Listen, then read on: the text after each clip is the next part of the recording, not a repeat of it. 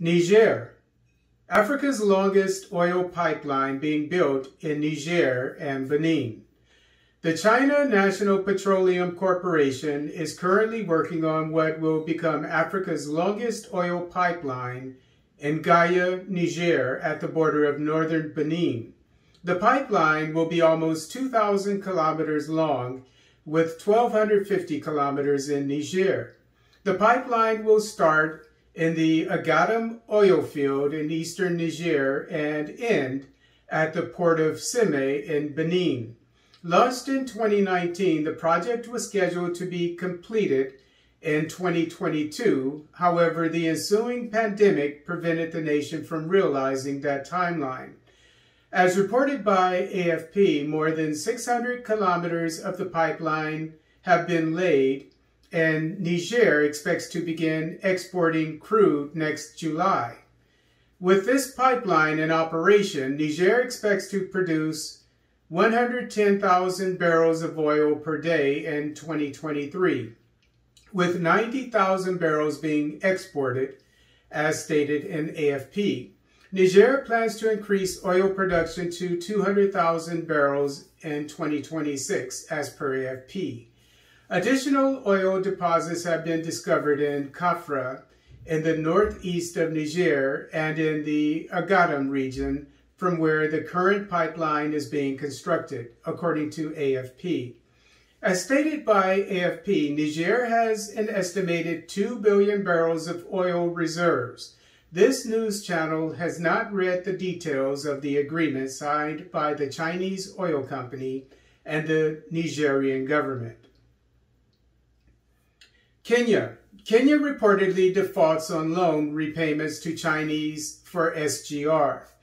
Kenya has reportedly defaulted on the repayment of the Chinese loans for the construction of the Standard Gauge Railway, SGR. According to Business Daily, Chinese banks fined Kenya $10.8 million for the loan defaults.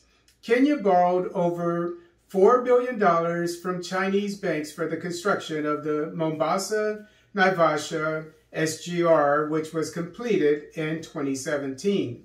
Since revenue generated from the passenger and cargo services of the railway is less than operating cost, Kenyan taxpayers must defray the cost of the loan. As specified by the East African, revenue of the SGR during the previous year was $123.9 million, while operating costs were $152.8 million. Former Kenyan President Uhuru Kenyatta began securing Chinese loans in 2014 for the construction of infrastructure projects after the nation became a lower middle income economy, thus no longer eligible for below market concessional loans from development banks like the World Bank. As claimed by the East African, Kenya's public debt increased fourfold to $70.9 billion during the Kenyatta administration. As claimed by the East African, Chinese loans to developing nations are usually secretive and call for their debtors to pay Chinese banks before other banks. According to a 3-year study by Aid Data, Chinese loans also include confidentiality clauses that forbid borrowing nations to reveal the details of their loans or to benefit from collective restructuring, that is, obtaining help when having trouble repaying loans, as stated in the East African. Kenya denies defaulting on Chinese loan for Mombasa-Naivasha SGR. The Kenyan government denies reports of the nation defaulting on Chinese loans for the construction of the Mombasa-Naivasha SGR. As reported by AFP, Treasury's Cabinet Secretary Ukur Yatani dismissed the claim out of hand, calling it, quote, misinformation, unquote, and that the financial situation of the Kenyan economy is, quote, sound and robust, unquote. Onlookers are concerned, nevertheless, about the Ruto administration being able to make good on Kenya's loan repayments. as the newly elected president has taken the reins of an economy beset with a growing public debt, which has increased 11.5% since last year, as claimed by AFP.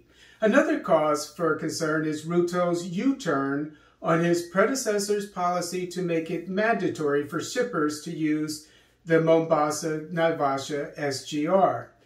The Mombasa-Naivasha SGR is a key part of Kenya's plan to link with Uganda, Rwanda, South Sudan, Burundi, and Ethiopia.